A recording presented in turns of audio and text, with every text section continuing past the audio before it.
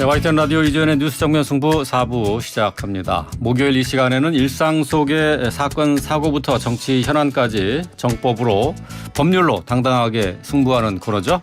정법 승부와 함께 하겠습니다. 자, 함께해 주실 두 변호사님 소개합니다. 박성배 변호사 나오셨습니다. 안녕하세요. 네, 안녕하세요. 예, 장윤미 변호사 함께합니다. 안녕하세요. 네, 안녕하세요. 장윤미입니다. 네. 자, 오늘 첫 번째로 다뤄볼 사건이라고 해야 될까요? 이게 지금 이게 정치권에서 가장 큰 이슈 가운데 하나인데요. 김성태 전 쌍방울 그룹 회장이 이재명 대표의 방북을 위해서 300만 달러를 북한 측에 줬고 또 경기도가 추진하고 있는 대북 사업을 위해서 스마트팜 건설 지원 사업이죠. 500만 달러를 북한에 줬다라는 진술을 하면서 이게 일파만파 계속해서 지금 사건이 확대되고 있는 그런 양상입니다. 자, 지금 박성배 변호사님, 네. 지금 김성태 전 회장의 이 진술 네. 어떻게 보셨어요? 사실 대북 송금 사건은 기본적으로 외화를 국외에 반출할 때 사전에 세관장의 신고를 받지 않은 외국환 거래법 위반, 네. 그리고 남북 협력 사업 시에 사전에 통일부 장관의 승인을 받지 않은 남북 교류 협력법 위반이 주 내용입니다. 사실 쌍방울 관련 의혹은 자본시장법 위반, 배임, 변호사비 대납, 대북 송금 의혹이 있습니다만 그중 이재명 대표와는 변호사비 대납 의혹이 직접 연관돼 있지 않는가라는 네. 각종 의혹이 제기돼 왔지 대북 송금은 그 연관성이 상당히 희미했습니다. 그런데 갑자기 김성태 전 회장이 북한 스마트팜 사업 지원은 결국 경기도의 사업이죠. 또 네. 이재명 대표의 방북, 이재명 대표 본인의 방북을 위해서 비용을 대납했다는 진술을 함으로써 결국 이재명 대표가 대통령에 당선되었을 때 대북 사업에 지원을 받을 것을 전제로 네. 각종 비용을 대납했다는 뇌물죄로 확산될 상황에 이르게 되었습니다. 직접 뇌물죄요? 직접 뇌물, 그 부분은 제가 차후에 다시 거론하겠습니다. 예. 김성태 전 회장이 기본적으로 받고 있는 혐의인 외국환 거래법 위반 외에도 뇌물 관련 진술을 한다면 결국 본인도 뇌물 공여로 처벌될 위험을 감수하게 되는데 이와 관련된 진술을 하게 된 근거가 내지는 배경이 무엇인지 그 의혹이 집중되고 있고 네.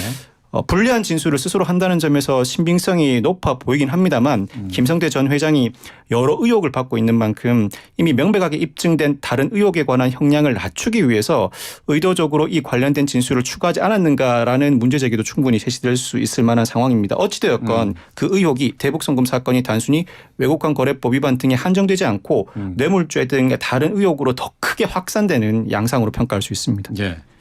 김성태 전 회장이 국내로 송환이 됐을 때 김성태 전 회장 하는 말이 이재명 대표 모른다고 네. 했어요. 전화 통화도 한 적이 없다. 맞습니다. 이렇게 얘기를 했는데 결국은 김성태 회장하고 이재명 대표가 지금까지는 최소한 두 차례 통화했다라는 것이 거죠. 이제 드러난 거 아니에요? 예. 그러면 이재명 대표와 이 김성태 회장이 그동안 주장해왔던 서로 모른다. 일단 이거는 거짓말로 드러났다 이렇게 얘기할 수 있습니까? 사실 쌍방울 하면 네이사 입은 것밖에 없다라는 발언 그리고 김성태 전 회장 같은 경우에도 난 정말 모르는 사람이고 내가 그 사람 때문에 인생이 망가졌다는 취지로 이야기를 했는데 그렇죠. 대리조문을 보냈다. 이제 양측의 모친이 사망하셨을 때 이제 본인이 직접 가는 거는 서로 부담스러워서 부회장을 보냈다 아니면 부지사를 보냈다 이런 보도도 나오고 있는데요. 일단 그것이 사실인지 아닌지는 검찰이 규명해야 되겠지만 일단 그렇다고 해서 이 대북 송금한 것이 이재명 대표를 위한 것인가는 사실 별도로 따져봐야 될 것 같습니다. 지금 돈이 문제가 되는 게 500만 불 북한에 있는 스마트팜 지원 사업을 위해서 지원했다라는 겁니다. 그렇죠. 경기도를 대신해서 줬다는 거잖아요. 300만 불. 그 당시에 이재명 지사가 어떤 방북을 앞두고 있어서 그 비용을 댔다라는 게 요지인데요. 예. 1년 전, 2년 전으로 거슬러 올라가면 어떤 기사가 있냐면 800만 불이잖아요. 이 쌍방울은 기본적으로 기업입니다. 이익을 추구해요. 그런데 북한과의 사업을 토대로 어떤 이득을 얻는 사실관계가 있었습니다. 그것이 뭐냐면 북한 단천지구 히토류 사업 채굴권을 단독적으로 좀 할 수 있도록 네. MOU를 체결했다는 거예요. 실제로 네. 주가가 오릅니다. 그때 북한에 돈을 보낸 혐의로 조사를 받았어요. 이미 검찰이. 네. 근데 이 800만 불이 갑자기 500만 불은 스마트팜, 300만 불은 지금 이재명 이렇게 갈라져서 보도가 나오고 있는데 이 기업으로서는 그렇다면 500만 불 스마트팜에 지원할 동의는 있었는지. 왜냐하면 스마트팜 사업은 원래 경기도에서 현금 지원을 해주려고 했던 사업입니다. 네. 그런데 이게 대북 제재 사안이라서 현금을 지급하면 안 된다라고 해서 현물 지급으로 우회했던 그런 사업이에요. 이 와중에 쌍방울이 500만 불을 줬다? 아니면 본인의 사업 이익권을 위해서 북한에 돈을 줬다? 저는 지금으로서는 후자가 좀 더 신빙성이 있다라고 봅니다. 그래요? 히토류. 그래서 300만 불도요. 일단 김성태 전 회장이 지금까지 나는 대북 송금한 건 인정하지만 속았다라고 얘기하는데 이 돈이 건너가게 된 경위도 지금 최근에 보도를 보면 리호남이라는 대남 공작원이 이재명 정도의 정치인이 오려면 우리가 벤츠도 동원하고 헬기도 띄워야 된다. 그러려면 500만 불 필요하다라고 했더니 그 돈은 못 주고 300만 불 주겠다라고 해서 줬다는 거예요. 그렇다면 북한으로부터 사실 성사되지 않은 어떤 방북 목적으로 돈이 건너가게 된 건 아닌지 그런 부분에 대해서도 수사가 이루어져야 될 것 같습니다. 네. 그러니까 지금 쌍방울에서 북한에 줬다고 하는 총 800만 달러가 네. 그게 사업을 위해서 그러니까 네. 북한의 광물 채굴권을 얻기 위한 사업 자금이었을 수도 있는데 네, 맞습니다. 지금 김성태 회장이 그러면은 그런데도 불구하고 자기 기업 경영을 위해서 썼던 돈인데 이걸 이재명 대표한테 뒤집어 씌웠다 이런 얘기가 되나요? 뒤집어 씌웠다는 것까지는 모르겠는데 처음에 애초에 검찰 발로 나왔던 이런 검찰 기사가 이 쌍방울이 800만 불을 히토류 채굴권과 관련한 대가 관계로 북한이 송금했다라는 취지로 수사가 이루어졌던 건 보도가 나와 있습니다. 네. 자, 이 대표의 방북을 위해서 300만 달러가 만약에 이제 쓰였다면은 그게 이제 사실로 드러난다면은 이게 검찰로서는 이걸 앞서 잠시 얘기했지만 뇌물, 네네. 특히 이제 제3자 뇌물죄로 볼 수 있지 않느냐 이런 얘기가 나오고 있네요. 네네.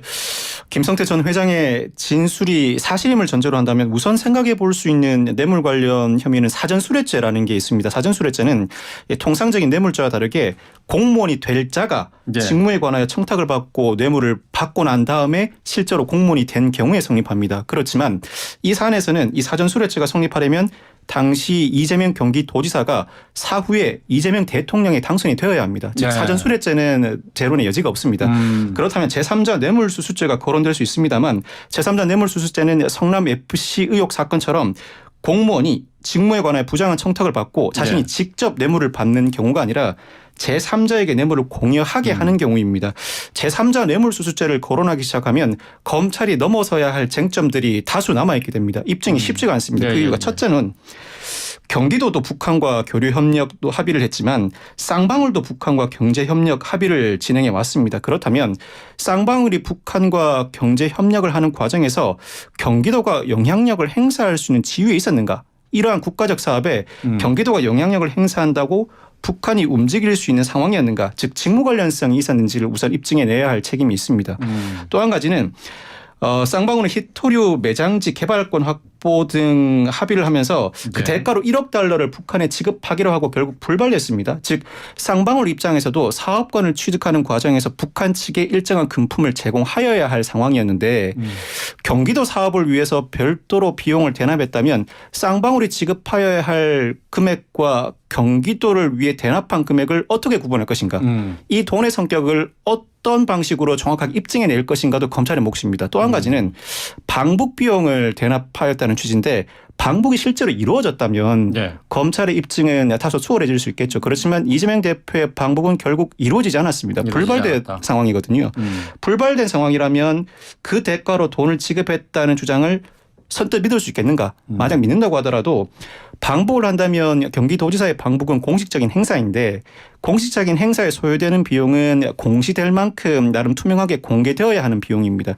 그 외에 추가로 어떤 비용이 필요했고 그 비용을 쌍방울이 굳이 왜 부담해야 하는지도 검찰이 입증을 해내야 합니다. 이 정도 입증을 해낸다면 그때는 실제로 제3자 뇌물수수죄가 충분히 거론될 만합니다. 그러니까 장윤미 변호사가 네. 했던 얘기랑 약간 조금 네. 겹치는 부분인 800만 달러가 전부 다 이재명 당시 맞습니다. 지사를 위해서 쓰인 돈이 아니라 기업의 북한 사업과 관련돼서 돈이 지출될 수도 있었는데 이 돈이 명확하게 구분이 안 된다. 네. 그런 얘기가 되겠네요. 그런 부분이 있고요. 또 지금 제3자 뇌물로 아마 의율이 될 거다라는 보도도 많이 나오고 네. 있는데 제3자 뇌물은 뇌물죄와 형이 동일해요. 그래서 사실상 본인이 얻은 것과 동일한 이득이 있어야 됩니다. 제3자가 돈을 받았든 여기서는 북한이 되는 거죠. 어쨌든 북한이 돈을 받았지만 거기에 따른 이익을 이재명 당시 경기도지사도 누려야 되는데 네. 거기에 대한 검찰의 답변은 대선에 있어서 좀 굉장히 유리한 고지. 왜냐하면 민주당 주자가 되기 위해서는 평화라는 이슈를 선점해야 됐기 때문에 그런 의도에서 움직인 거다라고 하는데 그 당시 이게 돈이 갔다는 연도가 2019년도입니다. 근데 그 당시에 정치인 이재명이 어떤 상황이었느냐. 이 공직선거법 위반, 이른바 형님 강제 입원 예, 사건과 예, 관련한 그 발언으로 기소가 돼서 항소심에서는요. 당선 무효형이 나와요. 벌금 그렇죠. 300만 원이 예, 나오거든요. 예. 그게 9월 달인데 그 즈음이면은 아마 정치적 미래는 상당히 좀 불투명했습니다. 상고를 해서 뭐 뒤집어지긴 했지만 상고심에서 뒤집어질 거를 아주 뭐 예상하기도 좀 어려운 상황이었고 그렇다면 대선 주자 이 어떤 미래를 위해서 이렇게 기업 돈까지 끌어다 썼을 동인이 있었을 것인가도 사실 검찰이 밝혀내야 될 숙제인 것 같습니다. 정치 생명이 위협받는 상황에서 예. 대북 네. 방북을 추진하지는 않았을 거다. 예, 추진할 동인이 상당히 예. 떨어지는 부분은 좀 있어 근데 그 보입니다. 1심에서는 저 무죄가 그랬죠. 나와서 예. 그래서 뭐 상관이 없었습니다만 2심 나오기 전에 예, 전이긴 한데. 전에 예. 전에 이게 김성태 전 회장이 북한에 돈을 줬다고 하잖아요. 네. 그러니까 그때까지는 사실 좀 낙관하고 예. 있을지는 잘 모르겠습니다. 왜냐하면 거기에서 사실 저희가 재판을 길게 하다 보면 이 재판부의 어떤 심증, 예단 같은 것을 좀 캐치는 할 수 있거든요. 당연하지만 증인신문 과정 등을 통해서도 이 판사가 묻는 질문, 어떤 이런 뭐 분위기가 발언, 바뀐다라는 분위기. 것을 느낀다. 예, 그런 부분이 있고 또 이태영 변호사라는 변호사가 등장합니다. 이분이 또 이 김성태 전 회장을 실제로 전화 연결을 해줬다는 실명 보도까지 사실 나왔는데 거기에 변호인이라서 마음의 심적 부담이 너무 커서 전화 연결을 해주고 그럴 계제가 아니었다라고 또 해명한 바도 있기도 합니다. 예. 이게 들여다볼수록 더 복잡한데 말이죠. 예. 근데 제3자 뇌물죄와 관련해서 가장 핵심적인 것이 부정청탁이 있었느냐 그 여부로 가린다 이렇게 해설한 부분도 있더라고요. 네네네. 이 부분과 관련해서는 실제로 김성태 전 회장의 진술이 사실이고 여러 정황상 경기도의 사업을 위해서 쌍방울이 비용을 대납해 주었다는 점이 입증이 된다면 부정한 청탁은 결국 돈을 제공하는 측과 돈을 제공하라고 요구하는 측 사이에 돈을 제공하면 이 정도의 특혜를 주겠다는 상호 의사 연락을 일컫거든요.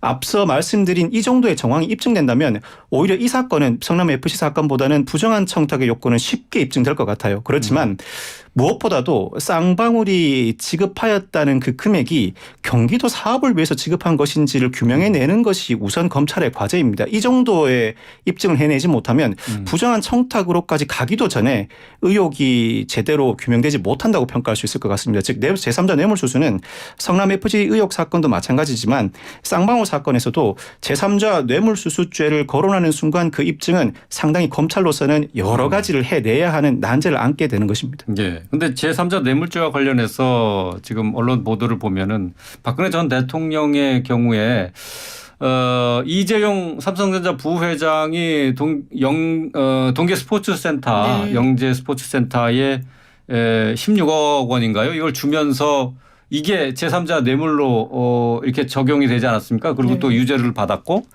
여기에서 대법원이 한 판결이 그 묵시적 청탁 네, 이 부분을 묵시적 인정한 것 아니겠습니까? 예.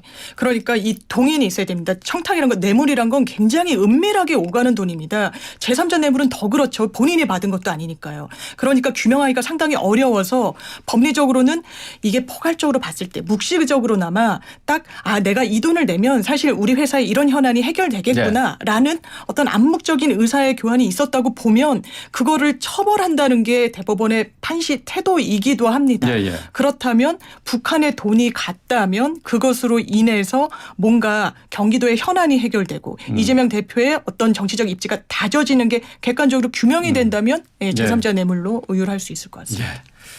이게 쉬워 보이는 건 아닌 것 같습니다. 그 겉으로 지금 언론 보도상으로 나타나는 것으로 봐서는 이재명 대표를 위해서 북한에 돈을 줬다. 그러면 당연히 이게 뇌물이 되지 않겠느냐 일반적으로 생각을 할 수 있겠는데 법률적으로 넘어가 보면은 또 새롭게 따져야 되는 부분이 또 많이 있네요. 예. 자, 계속해서 이번에는 김건희 여사와 관련된 지금 명예훼손 혐의로 대통령실이 김의겸 대변인을 고발했죠.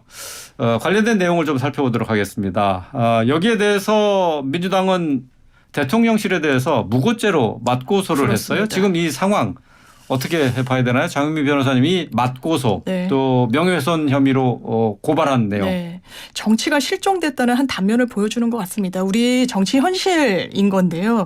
기본적으로 저희도 변호사지만 이 소송을 통해서 나오는 결론은 종국적인 해결 방식이라는 생각 들지 않습니다. 대안적인 분쟁 해결의 방식이 아니에요.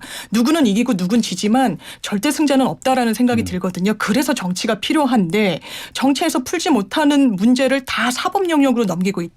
그런데 저는 대통령실이 사실 이 폭문을 연 부분이 있지 않나라는 생각이 듭니다. 이 제가 해당 논평을 봤어요. 문제를 삼은. 그런데 해당 논평은 한 언론사 기사에 근거해서 작성이 됩니다. 이 해당 언론사 기사 뉴스타파인데요. 실제로 이 도이치모터스 1당의 재판에 가서 어떤 증거를 검찰이 제시하는지 어떤 물증을 확보했는지를 토대로 씁니다. 그 요지는 우리기술 주식회사라는 주식을 주가 조작에 사용됐다라고 인정한 어떤 판결이 하나 있습니다. 그건 주가 조작 관련 판결은 아니었고 네. 이 도이치모터스 1당의 이 수재 혐의와 관련해서 유죄가 인정되면서 이거는 주가 조작에 동원된 주식이었다라고 인정된 그런 사실 인정이 나오는데요. 그 시기는 윤석열 대통령이 대선 후보 시절에 우리 와이프는 절연했다. 일정 기간만 맡겨놓고 했다는 그 절연한 이후의 시기입니다. 우리 기술 주식을 김건희 여사가 200만 주 매도했다라는 증거를 검찰이 현출시켰습니다. 그래서 김의겸 의원이 김건희 여사의 또 다른 주가 조작 혐의가 드러났다라고 논평을 냅니다. 혐의라는 건 국어사전을 찾아보면 죄가 확정됐다는 의미가 아닙니다. 네. 범죄의 가능성이 있다라는 의미입니다. 그걸 갖고 명예훼손으로 고발. 그러니까 김건희 여사가 직접 주체가 아니라 대통령실이 나서는 게 과연 맞는가 이런 의문은 사라지지 않는 것 같습니다. 네. 자, 이 주가 조작 의혹과 관련해서 지금 민주당에서는 특검까지 추진을 하고 있는데요. 주가 조작이 사실 뭐 가끔씩 언론에 보도가 됩니다마는 이 주가 조작이 실제로 어떻게 이루어지는지는 일반인들이 참 알기는 쉽지 않거든요. 근데 이 주가 조작으로 처벌을 받는 것은 일반적으로 알고 있기로는 주가 조작의 주범들 실제로 조작에 가담한 사람들 외에 여기에 돈을 대준 사람들 그러니까 단순한 투자자들은 처벌하지 않는다 이렇게 알고 있는데 김건희 여사의 경우는 또 이 부분이 명확하지 않은 건가요? 어떻습니까? 주가 조작은 크게 두 가지 형태로 이루어집니다. 첫 번째는 호재성 정보를 널리 퍼뜨립니다. 예를 들어서 어떤 기업으로부터 투자를 받기로 했다. 내지는 어떤 사업권을 따냈다는 등의 그렇지만 사실 그 호재성 정보가 사실이 아닙니다. 일정 시간이 흐르면 그 판별을 할 수 있는 사안이 아니라 애초에 허위 사실을 퍼뜨림으로 인해서 주가를 인위적으로 부양시키는 경우가 있고 또 한 가지는 사실 이 주식을 매수하고자 하는 사람들이 그렇게 많지 않음에도 불구하고 갑자기 이 주식을 매수하려는 자들이 대량으로 늘어납니다. 즉 기업이 직접 관련자들을 동원해서 주식 매수 신청을 대량으로 일으킴으로 인해서 역시 인위적으로 주가를 부양하는 방식이에요. 이 모습도 역시 주가 조작의 전형적인 방식인데 이 두 가지 내지는 그 외에 다양한 주가 조작의 형태에 가담한 자가 있으면 단순히 돈을 제공한 사람이든 직접 주가 조작을 실행한 사람이든 모두 처벌 대상입니다. 그럼에도 불구하고 단순히 전주의 경우에는 처벌을 받지 않는다는 통념이 성립된 이유는 전주가 이러한 주가 조작을 정확하게 인식하였다. 즉 공범으로 입증된 사안이 그렇게 많지 않기 때문입니다. 물론 전주가 공범으로서 입증되어서 같이 처벌된 경우도 들어 있습니다만 전주는 이 상황을 인식하지 못하고 단순히 돈을 대준 사람에 불과하고 주가 조작을 실행한 사람만이 직접적인 실행 행위자로서 이 상황 전체를 관리해야 한다는 취지로 전주는 그 처벌에서 빠져나간 경우가 종종 있기 때문에 그와 같은 통념이 발생한 겁니다. 김건희 여사 사건의 경우에도 어떤 사안인지는 사실 제가 말씀드리기가 상당히 조심스러운데 강력하게 반박을 하고 있기 때문에 어떤 사실관계인지는 따져봐야 하는 부분인데 만약 실제로 돈을 제공하기도 했고 또 실제로 그 주가 조작에 가담한 사실이 명백하게 입증된다면 당연히 처벌되겠죠. 그렇지만 인지하지 못했거나 아니면 전주로서도 전혀 가담한 사실이 없다면 처벌 대상이 아니겠죠. 네.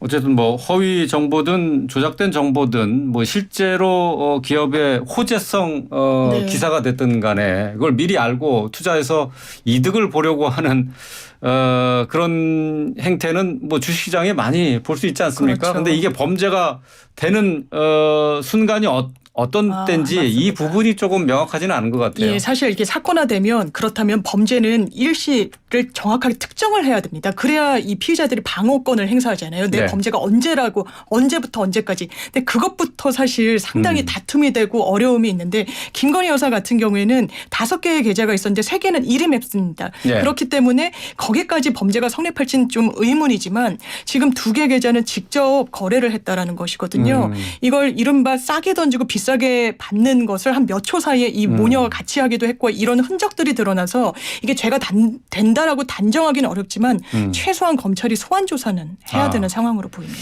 예, 알겠습니다. 자, 명예훼손 혐의 또 맞고소로 민주당이 대응하는 내용까지 살펴봤습니다. 정법 승부 오늘 말씀 장유미 변호사, 박성배 변호사와 함께했습니다. 고맙습니다. 네, 감사합니다. 감사합니다.